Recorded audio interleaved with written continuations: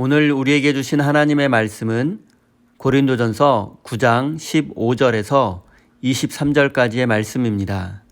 다 같이 화면을 보시면서 합독해서 읽겠습니다.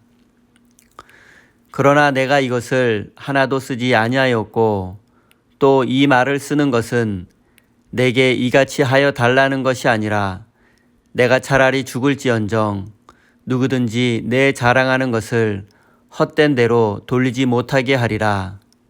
내가 복음을 전할지라도 자랑할 것이 없음은 내가 부득불할 일임이라. 만일 복음을 전하지 아니하면 내게 화가 있을 것이로다. 내가 내 자의로 이것을 행하면 상을 얻으려니와 내가 자의로 아니한다 할지라도 나는 사명을 받았노라. 그런즉 내 상이 무엇이냐?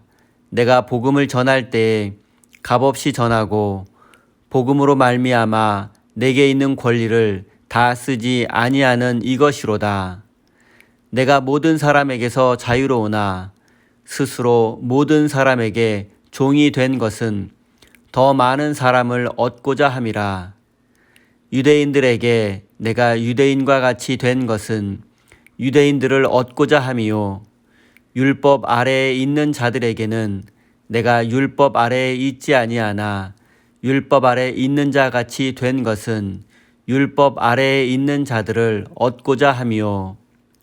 율법 없는 자에게는 내가 하나님께는 율법 없는 자가 아니요 도리어 그리스도의 율법 아래에 있는 자이나 율법 없는 자와 같이 된 것은 율법 없는 자들을 얻고자 함이라. 약한 자들에게 내가 약한 자와 같이 된 것은 약한 자들을 얻고자 함이요 내가 여러 사람에게 여러 모습이 된 것은 아무쪼록 몇 사람이라도 구원하고자 함이니 내가 복음을 위하여 모든 것을 행함은 복음에 참여하고자 함이라. 아멘. 하나님께서 이 말씀을 통하여 우리에게 은혜 주시기를 원합니다.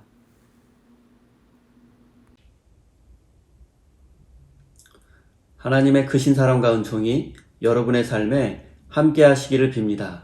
오늘은 모든 사람의 종으로 사는 삶이라는 제목으로 함께 하나님의 말씀을 나누겠습니다.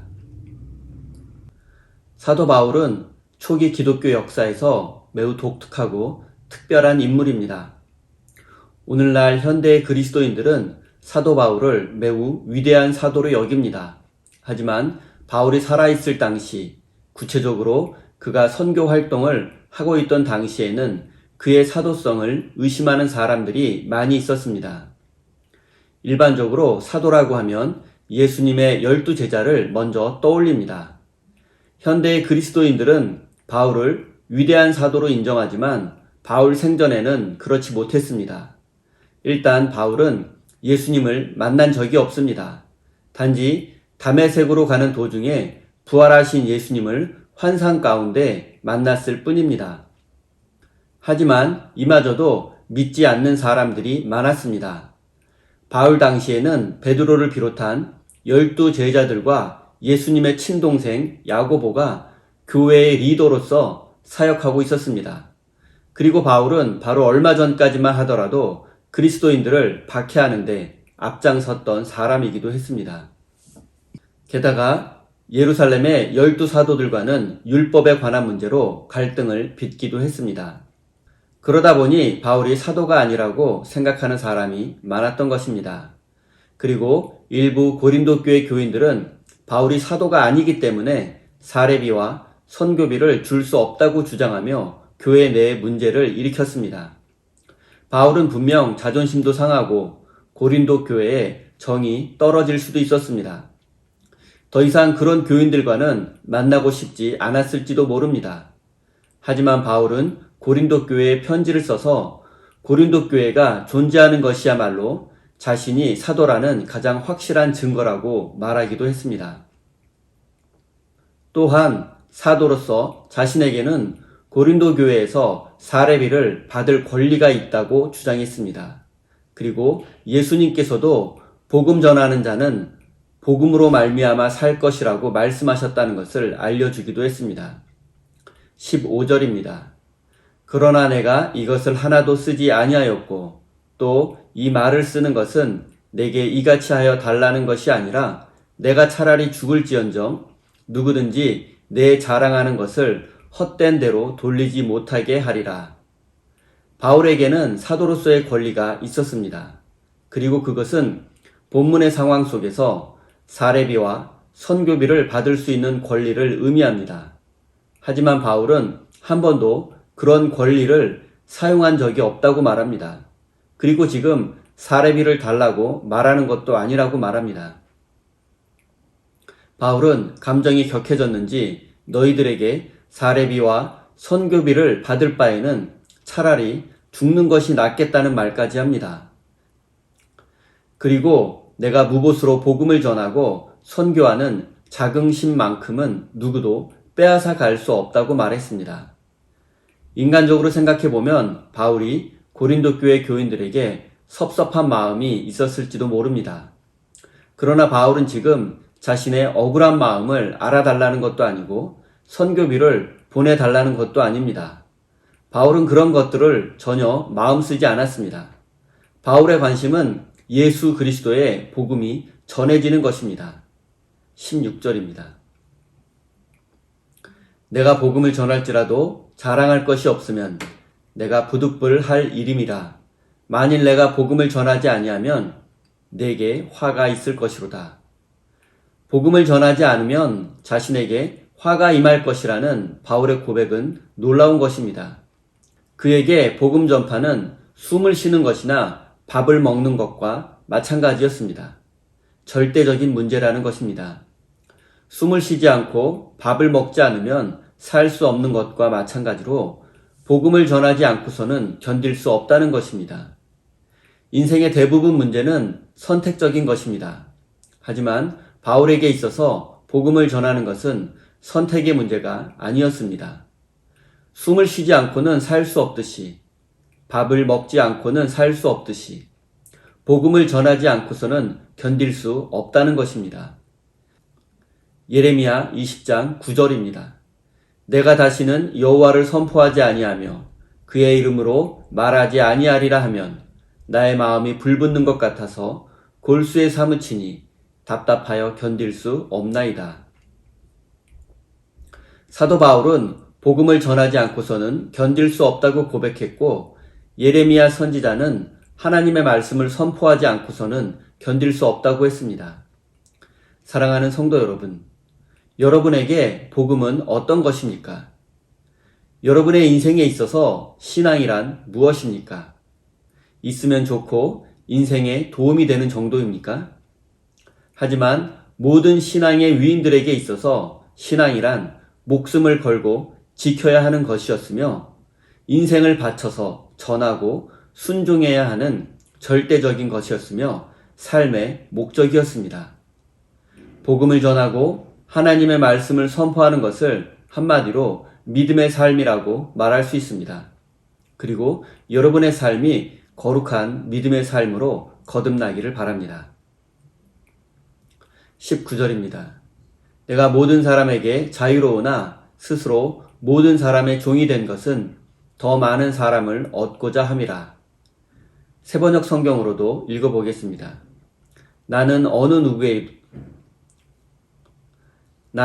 누구에게도 얽매이지 않는 자유로운 몸이지만 많은 사람을 얻으려고 스스로 모든 사람의 종이 되었습니다. 바울은 누구에게도 무엇에도 얽매이지 않는 자유로운 사람이었지만 스스로 모든 사람의 종이 되었다고 고백합니다. 먼저 무엇에도 얽매이지 않는다는 바울의 고백의 의미를 살펴보겠습니다. 바울의 이 고백은 신경 쓰지 않겠다, 관심이 없다, 상관이 없다는 말이 아닙니다. 그 어떤 것도 그 누구도 자신의 마음과 삶을 흔들어 놓을 수 없다는 의미입니다. 돈도 명예도 권세도 자신의 삶을 흔들 수 없으며 자신의 자유를 빼앗아 갈 수 없다는 의미입니다. 그런데 바울은 스스로 모든 사람의 종이 되었다고 합니다. 강제로 어쩔 수 없이 종이 된 것이 아니라 스스로 선택해서 종이 된 것입니다. 자유란 스스로 삶을 선택할 수 있는 것이니까 종이 될 자유도 자유입니다. 중요한 것은 특정한 사람이나 힘과 권력을 가진 사람의 종이 된 것이 아니라 모든 사람의 종이 되었다는 것입니다. 남자든 여자든 어른이든 어린아이든 의인이든 죄인이든 유대인이든 이방인이든 권력이 있든 없든 모든 사람의 종이 되었다고 합니다. 그런데 바울은 왜 자신의 자유를 포기하면서까지 모든 사람의 종이 되려고 했을까요? 바울은 많은 사람을 얻기 위해서라고 고백합니다. 보통 사람들은 자기 마음대로 할 수 있는 것을 자유라고 생각합니다. 하지만 바울은 자기 마음대로 하지 않는 것이 더 큰 자유라고 생각했습니다. 진정한 자유는 모든 것을 벗어던지는 데서 오는 것이 아닙니다. 하나님을 인생의 목적으로 삼고 살아가는 사람이라야 세상의 번거로운 일들로부터 자유로워질 수 있습니다. 그리고 바울은 지금 자신이 누리고 있는 자유가 너무도 크기에 그것을 다른 이들에게도 알려주고 싶은 것입니다. 그래서 바울이 선택한 삶이 모든 사람의 종이 되는 것입니다. 예수 그리스도께서 자기를 비워 종의 몸을 입고 이 땅에 내려오심과 같이 바울은 많은 사람들을 그리스도에게로 인도하기 위해서 스스로 종이 되기를 선택한 것입니다. 이것이야말로 성경이 말하는 참된 자유입니다. 바울이 더 많은 사람을 얻기 위해서 종이 되었다는 표현을 했는데 그 말의 의미는 많은 사람을 내 편으로 만들겠다는 의미가 아닙니다. 바울의 말은 말 그대로 많은 사람들이 구원받기를 원하고 그리고 그리스도 안에 있는 참된 자유를 누리기 원한 것입니다.